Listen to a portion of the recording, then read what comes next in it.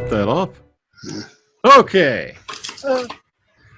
Good evening, everyone. Welcome to the Omega Files. I'm your host, Dr. Freedom, and this week we're sitting down to have a little talk about the second in the Doom Coalition box series.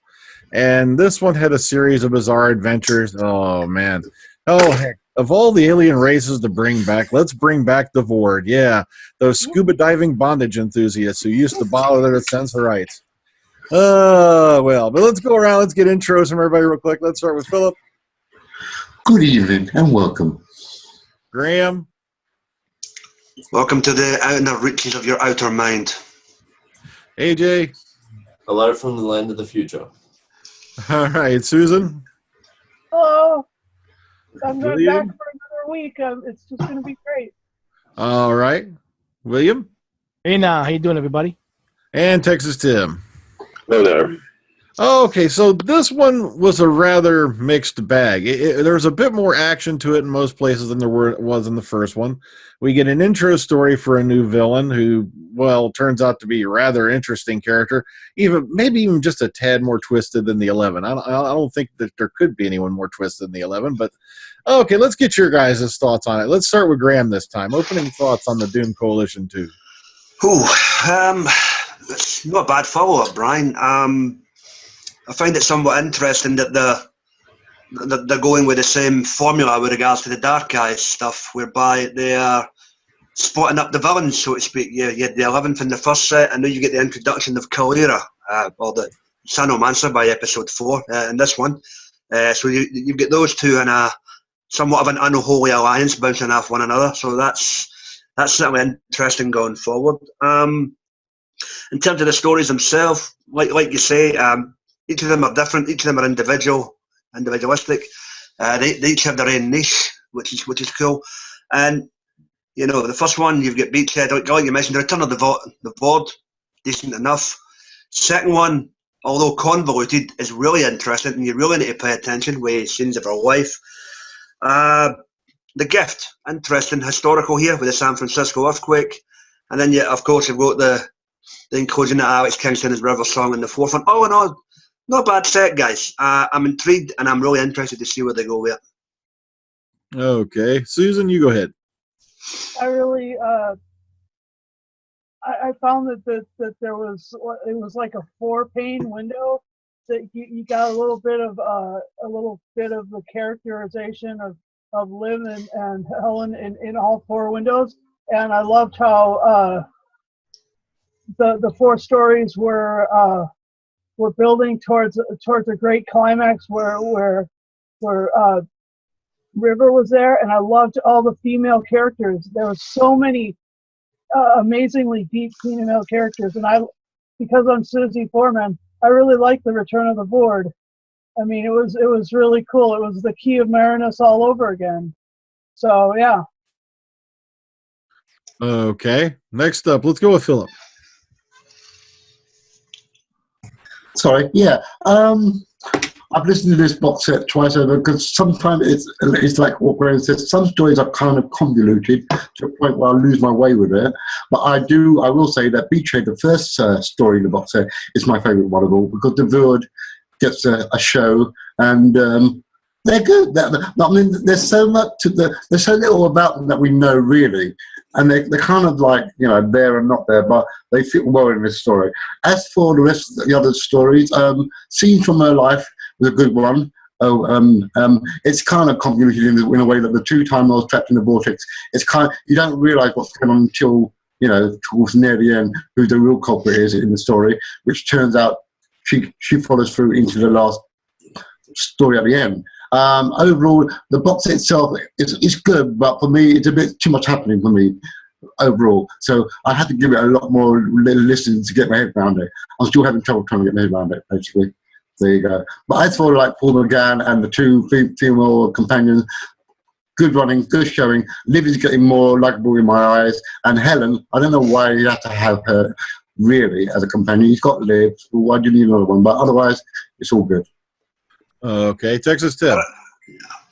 Oh, you want to step in, Graham? Go ahead. No, I was just going to say, right, kicking the groin to Hattie Morahan there, Phil. Well done, yeah.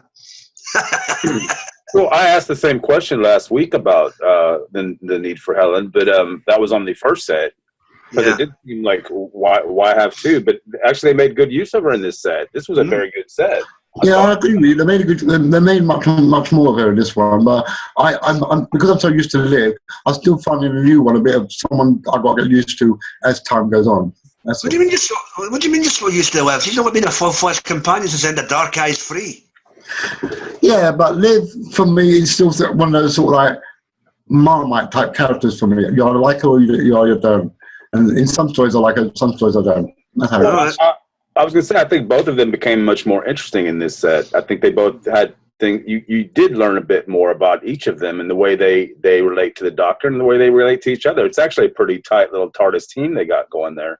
And I think it worked out really effectively for the whole box. As for the stories, I thought this was really good. I think it was a bit of an improvement over the last set because, as we discussed last week, we all kind of thought the last story let the side down. But Tim, don't you think that the two women, Liv and what's her name? Helen. They kind of dementicate the Doctor a bit because they're very strong-willed women in regards to being his companions, and they seem to overshine him a bit. But you got to realize, you got to remember, like Liv is from a different time period, and Helen is from a different time period. So you notice that their experience in life, like dealing with jobs and like that, it made them a strong woman. So in a way, a little bit weird that you see them once in a while tag teaming against the Doctor. Remember, he's from a planet that a lot of men over there are very chauvinistic towards women. So that's why they do that to him. All right, Phil. Just before we let Tim finish, let's get to the crux of the matter here. Right, stop tiptoeing around it. To you, it's Helen and Liv who? Eh? Is that what you're saying? Say that again. Is it Helen and Liv who? No. I'm not saying that. I'm just saying that they come across very strong in this box set. Right? What's wrong with that? No, there's nothing wrong with that. I'm just saying that they kind of put Paul McGann in the shadows a bit, in sense of the story, action, and the flow of the story. And it's like what Susie said. It's very female oriented box set. You've got strong women characters in it. Well, I think that's only in the last episode. I feel that when River shows up, it does become that, and he does get sidelined for a bit. But that's part of the plot, though. He's dealing with that. What's her name? Kalira. Yeah. While they're dealing with the 11, and I don't think he was overshadowed at all. I think he's very good in this. I think it seems to me like everybody says that if you give McGann some good stuff to play with, and he's very good. When he's playing this. I mean, they said I've read a lot of reviews that said back in the day before they started all this Dark Eye stuff, he was kind of bored with what he was getting. Before the Lucy Miller stuff, and that you can tell when they step up the game, he brings his A game to it. I just thought this was a very effective box. I thought it was very entertaining. Each story kind of dovetails into the next, and it ended with a bang. I thought, wow, this is cool. Okay. Sorry, I didn't mean to step on you there, Tim. No, that's it. All right, let's move on to William. All right, this is of course we all know this is the sequel to the first one, and we all thought at the ending of the first one that somebody thought might have died. So we know that it's not, considering this is a full box set. So it was good to see that the 11 returned. But it's like everybody said, the one with the beachhead. I consider this one the best one. The other four, I like this one. Yeah, it's been a long time. Then again, the Void only appeared in one story, only appeared in the comics and other stuff like that, but in books. But I don't think they'll appear again on TV. So that was good. It was good to see them return. Of course, a nice mention of the third Doctor and Liz Shaw. So then that really stood out. The second one again, introduced a new villain to the series. Right there you could tell the like we just mentioned earlier that the women were, you can see they're already showing strong-willed, and they're not one of those that are gonna like do what a man tells them to do like that. Like the doctor, even though the doctor was saying it to protect them, because they know that every once in a while he's gonna be the one that needs to be protected and maybe saved. So and it turned out and they were partially right. So that one really stood out. Of course, in the doctor didn't realize that the person in the machine, it turns out to be the one that the villain of the whole story. So no, that was a pretty good twist, so to speak.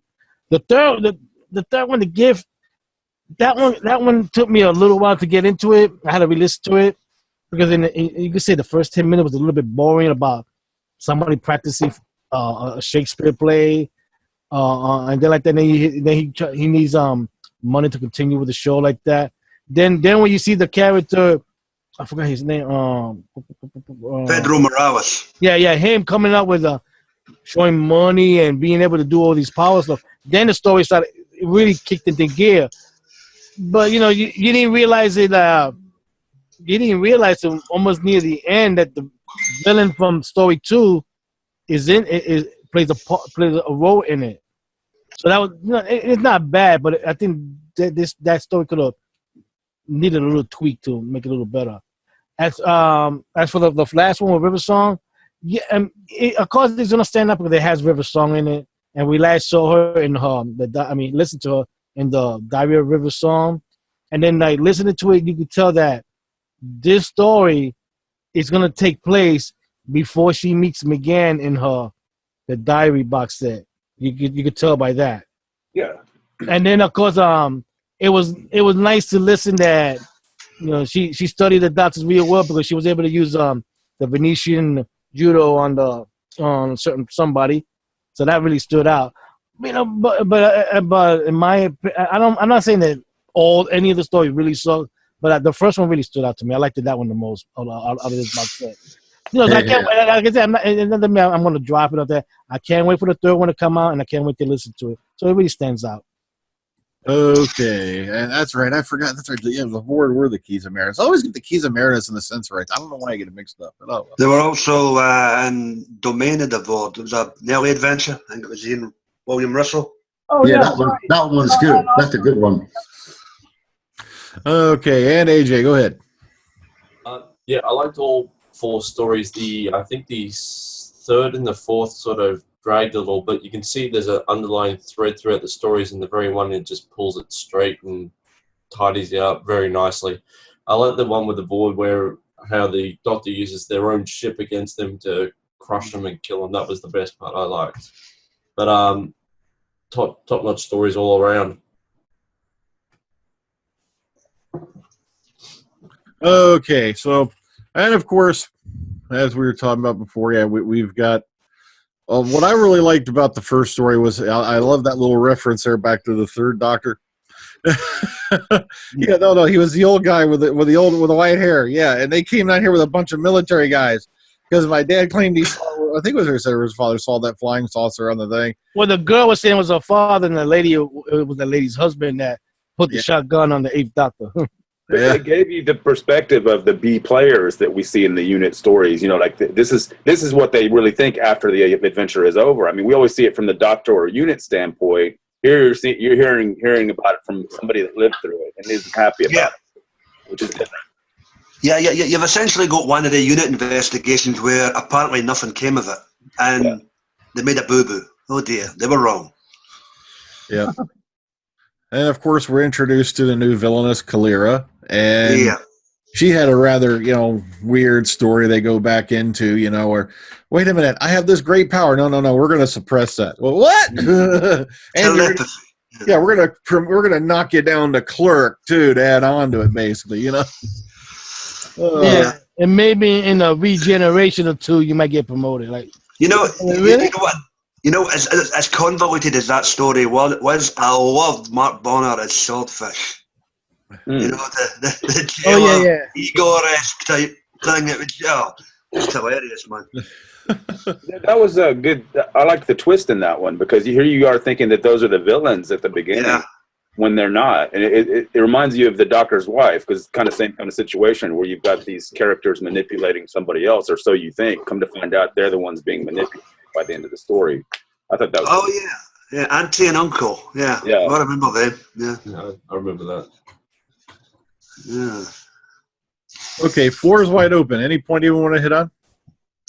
I liked. Let me jump in here.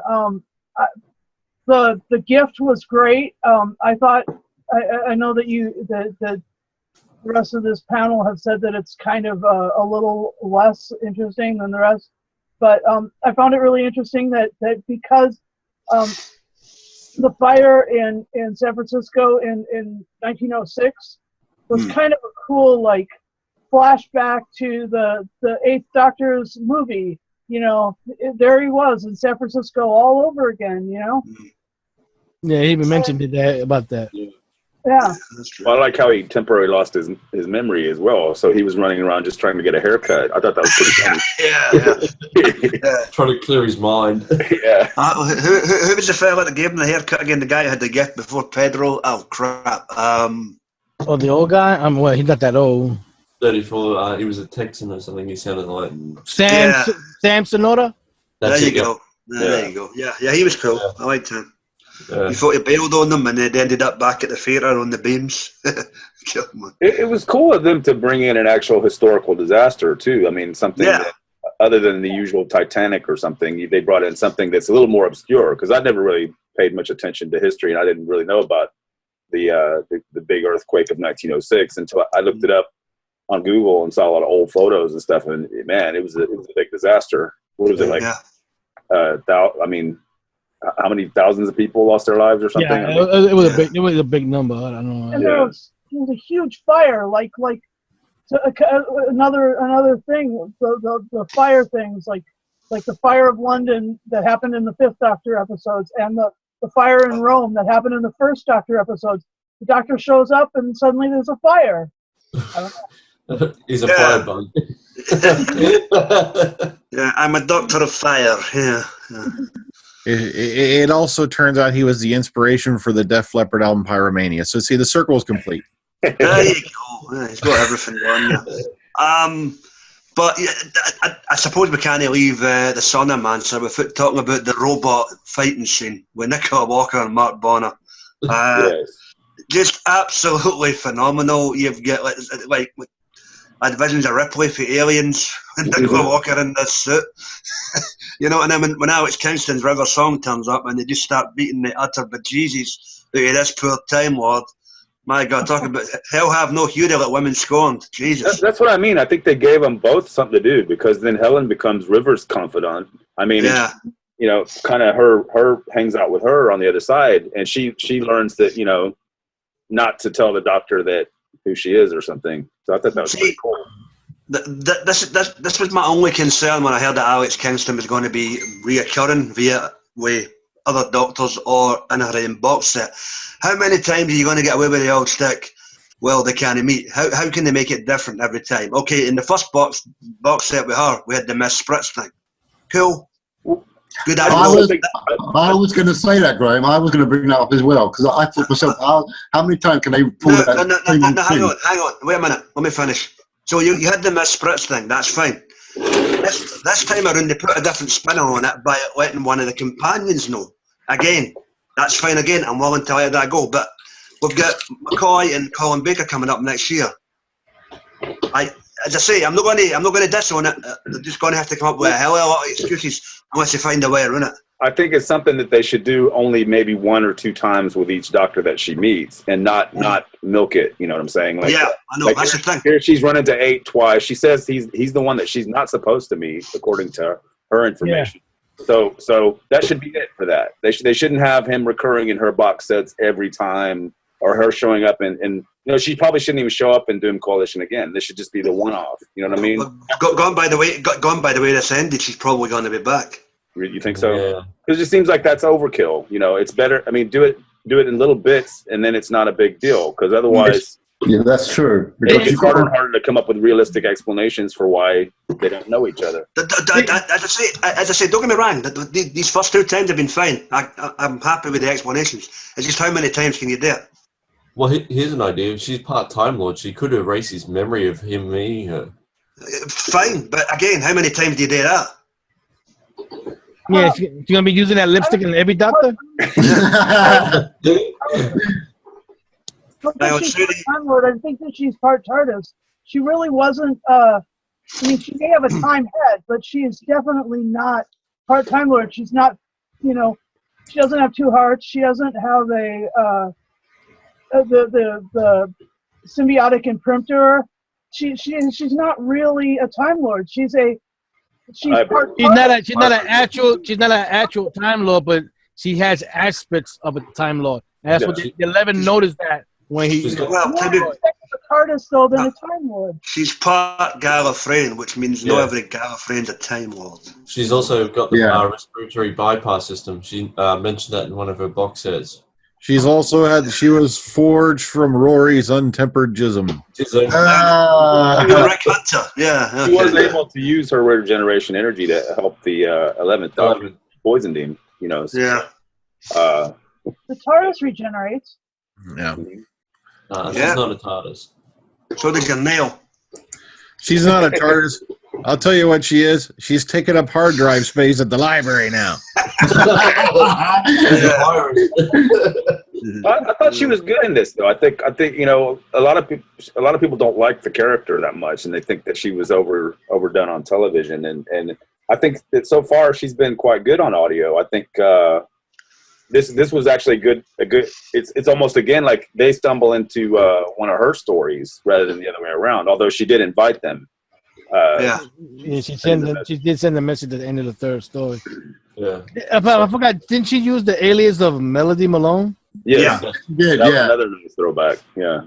No Miss Spritz this time. No. Well, I can't use the Miss Spritz. That happens the next time she meets the age. That happens in the future. Yeah. Yeah. They also give the clue too that she's already met the 12th Doctor because she mentions the magician. Mm-hmm. So it's like 10, 11, and 12. So she's already met Capaldi. Yeah, the geography teacher or something like that, and the way you call the sassy one and the magician or whatever it was. The Spiv. And she already had her sonic screwdriver. Also, they mentioned. I just love she's apparently got pictures of him in the diary now. What's this? The Journal of Impossible Things again for Family of One. Jesus, man.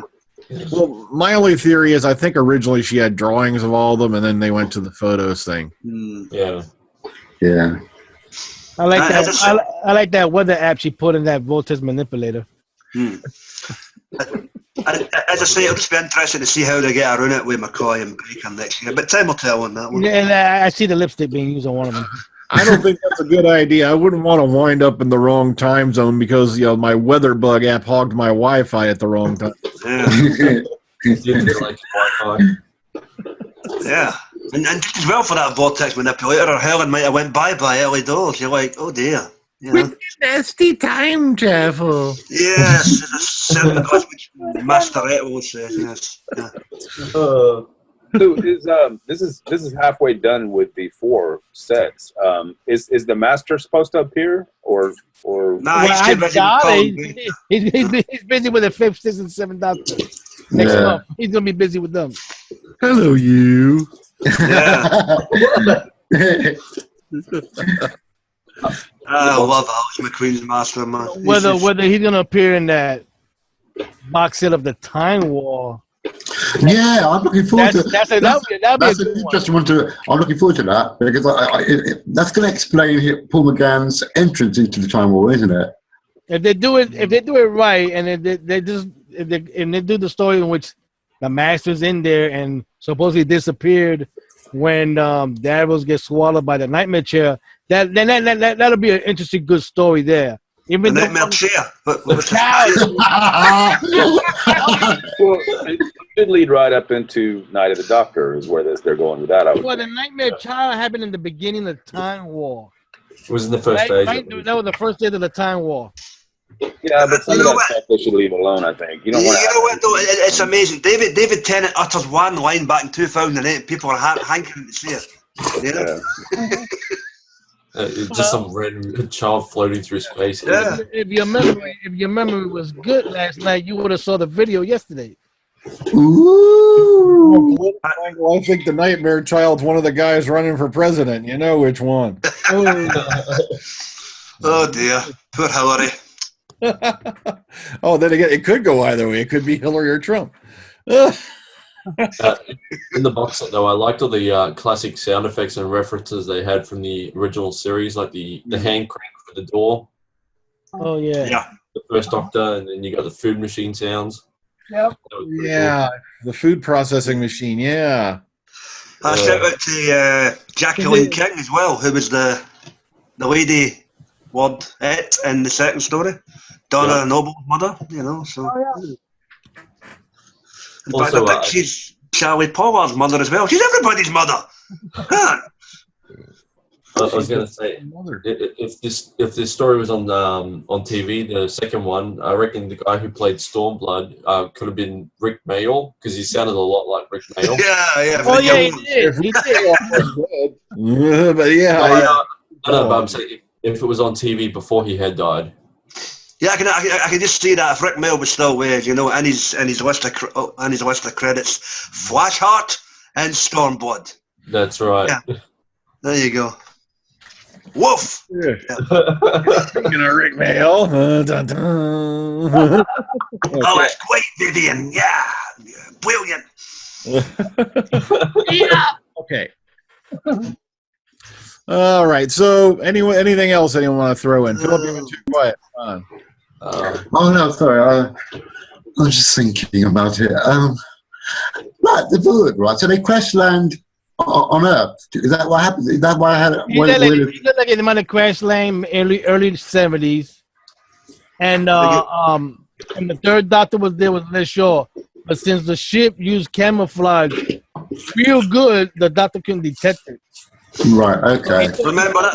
Yeah. And but didn't they say that some sort of villager said that he was sure there was a spaceship underneath there, and they Yeah, that was the husband there, the pissed off wife. Yeah. Pissed off If wife. there are any genuine UFO people out there watching, I seriously think you should put up some frickin' cones around the Sol star system. Everything always ends up frickin' crashing here. There you go. At the point, Area 51. Go find those ET games. Thank you. Right, and that super Time Lord woman, was she a weapon made by the Time Lord? Yeah, I can't even say her name. It's a weird name. No, she wasn't a weapon. She was just one that was found to have telepathic abilities. She wanted to do her own thing, and they just basically went, "Heal, girl." That little mention of her having that power could a little bit explain about Susan, because you notice in the early story she Good point. demonstrated that. So maybe that's the reason why the doctor took off. Good point. Wow. Yeah. I'm impressed with you. Maybe telepathic abilities is something they frown on Gallifrey. We don't know. I've just got to give a shout out to we never touched upon him on Son of Man in story number 4. The big Rastafarian talking bear. Oh yeah. He wasn't looking for a colorful bus driven by a crazy woman, right? It wasn't a panda. It was a bear, and apparently he liked to, I'm a Rastafarian, bearbarian. Okay. Yeah. It sounded a bit like Schwarzenegger throughout the story too. Jeez. Just imagine that, Schwarzenegger being a big bear. Yeah, man. Why am I imagining the bear now from the Cleveland show? You know. Oh yeah, Tim. Yeah, Tim the bear. Oh, Tim's the bear. Oh God. Oh, but either way, a great bunch of stories. You know, everybody had a blast listening to them. I'm really looking forward to the next set. I'm really looking forward to seeing where they're going to go with it. Quick question. What do you think the small wee, shall we say, cliffhanger at the end with the fob watch and the antique stores signifying? Any takers? The river song? What you mean, like a chameleon arch? I don't know. She just walked in and purchased the watch. Remember, she sent it on. So She sent it on.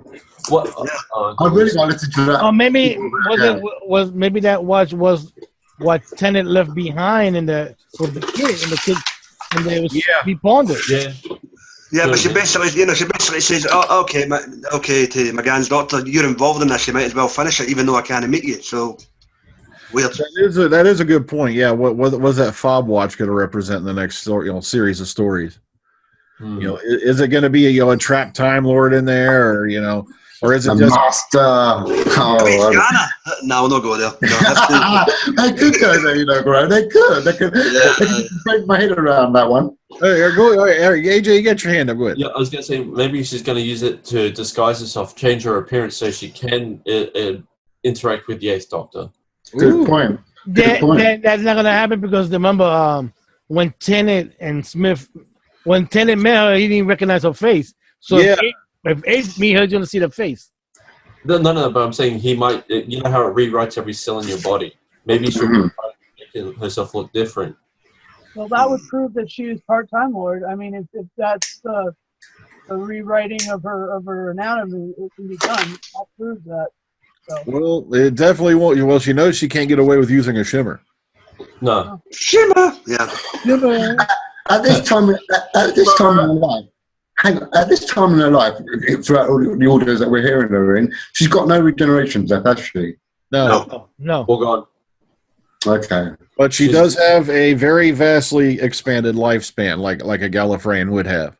Because we do know she was 200 years old in the last one. Yeah. Something like that. You're right. Yeah, what you call it? Crap. I can't remember. The Christmas one. Yeah. Yeah, the last one. Yeah, she was 200 years old. I think she mentioned or something. Yeah, so she's probably older now because she's already making Capaldi. So. And she could have been around quite a bit after that because that's just the last time she met the Doctor was on the Singing Towers of Delirium. Yeah. So, who knows what kind of adventure she had before she went to the library. I'm kind of glad there's a lot of leeway in there to play around with. It's well over. Yeah. Hell, they're even giving Tom Baker another freaking companion we never heard of coming up, man. Oh yeah. Well, he needs it considering two of them are no longer with us anymore. So where would they slot that though with him? Either in between Sarah Jane and Leela or after Leela. Yeah, he could have had a side journey before he went back to Gallifrey. Oh, before Romana 1 came along. Yeah. Okay, yeah. Yeah, so there's a lot of different places they can throw a companion in there. Okay, well, we've gone on about it, for a little bit now. We're all looking forward to the next set. So let's go ahead and let's rate this sucker and put it to bed. If you just want to give it an overall rating, go on ahead. You don't have to rate it individually if you don't want. All right, let's start with Philip. Well, I'm going to give Beachhead or Rock and Grapey 10 because I love that story. It's my best story. As William said, it's the best story out of all of them. And the rest of them, they're fine, but I'm going to give the rest of them a 7. And the box set, I'll give it another 10 just for being the box set as it is. So there you go. Okay. All right, great. Let's see. Beachhead, I'll give a 9. Scene from Our Life, I'll give an 8. The Gift, I'll give 7.5. And The Sonomancer, I'll give a 9. Box set, overall 9. Okay, AJ? I'll give the whole box set a 9.5 out of 10. It was pretty good. I liked all the winks and nods to the past. All right, Susan? I will give the box set I would love to give it an 11 because of the new villain, but I guess I'm just gonna have to stop at 10 because it really, I mean, it hit so many hot points in my life. I was just, I was stoked to every 5 minutes was like there was something great about it, and it brought me back. So I really loved it a lot. So 10 overall. William? The Beachhead, I give it that a 9.5. Scenes from My Life, I give that a 9. The Gift, I give it a 7.5. And the Sonomancer, I give that a 9. As a whole box set, I give it a 9. All right. And while Tim's away, I'm gonna say I'm gonna give the whole box set a 9.5. I had a good time listening to this. It was a really, the stories really flowed well into one another. So it wasn't a real lull there in any way. Even The Gift, had a good, message behind it, throwing in, the San Francisco earthquake, which a lot of people don't remember, but it was really freaking horrible. I mean, it was like, if you just go matter of fact, Google it. Google is your friend, dearies. Go look it up. Pictures.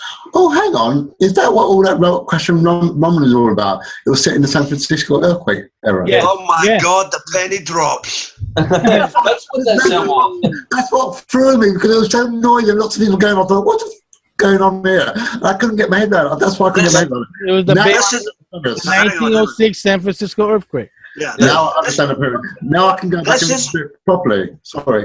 This is living proof, folks, that you've got to pay attention when listening to stories, unlike Philip here. Yeah, but it was just You so know. noisy and so much. I was like, my ears were going, I can't cope, man. I didn't know what was going on.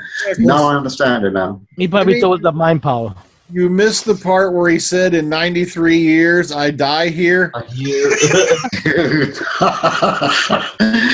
think I missed a whole lot of it. I'm going to have to listen again.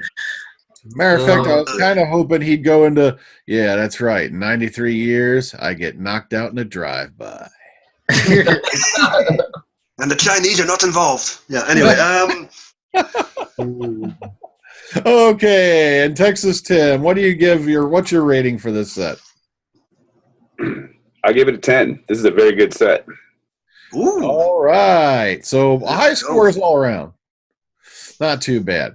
Okay, well, folks, I'd say join us next week, but we're not going to be here next week. Next week is Woo! Yeah, that funny. And so we're gonna take that weekend off, let everybody go out, enjoy their Easter weekend with their families and whatnot. What? All because of the bunny? Oh, come on, Hey, Freedom. oi.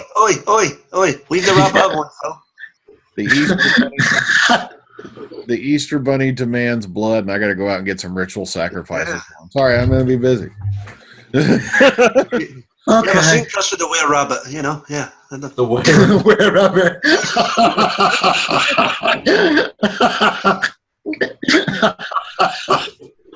Oh, it sounds like Phil's dying. No, I like that one. That's a good Watson Robert, the Were Rabbit one. I love that one. Now, on the good news is, Dr. Freedom Eric Skydark 3 should be out later today. And I think I'm just going to go ahead and subdivide and put out the next part, which is going to be 4, and that'll be later this week. So, yeah, I've been having a ball doing that. It's been a fun blast telling that story. So what we doing in 2 weeks? Yeah, that's what I was going to say. So when we come back, what are we doing? Daredevil. Oh, okay. Oh, good. That gave me a chance to finish up what I'm watching. Yes, Have you Daredevil. pitched that already? I've done 3 episodes. That's all. Yeah, same here. I'm only 3 episodes in, and that way everybody's yet. got a good time to sit down and watch it and get it, absorbed into their brain before we go ahead and sit down and talk about it. Ooh, the Punisher. Yeah, I love the Punisher. 12 seasons? No, it's just the second one. Just season 2. We've Oh, already okay. We did season 1 a while ago. Oh, okay, sorry. That's all right. So just season 2. And then I think the week after that we're going to do Unit Dominion. Hello, you. Ooh, hello, you. And the floating heads. Oh. Oh, the floating heads, yeah. So until then, everybody take care. Have great tidings, and if you hear some little thumps going around in your yard, chances are that's the Easter Bunny. And by the way, people, this is not a chocolate Easter egg. This is my head. Okay? Can't be a bit of casual racism. Good night, folks. I don't know. I was beginning debate after the San Francisco thing. Man. Good night, folks. Peace in you.